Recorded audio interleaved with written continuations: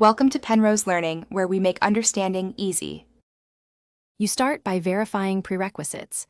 Confirm iOS, available storage, and which account stores contacts. Once done, make a fresh backup in iCloud or Finder so you can revert if needed.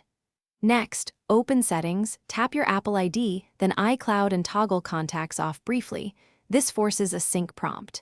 If asked, choose to keep on my iPhone only when preparing to resync. You do this because toggling refreshes the link between device and cloud source.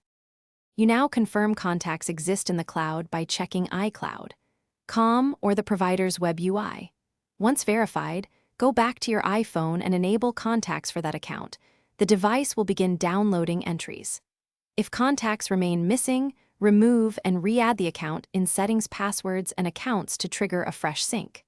For iCloud restores, go to Settings, General Reset Network Settings if sync stalls. This step refreshes connections and resolves many mid-process sync failures.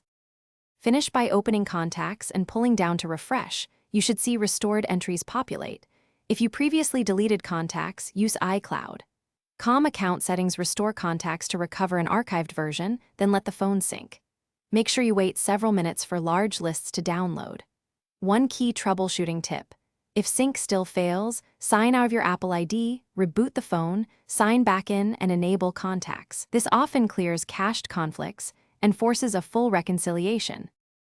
Thanks for watching. If this was helpful, leave a like and consider subscribing. See you next time.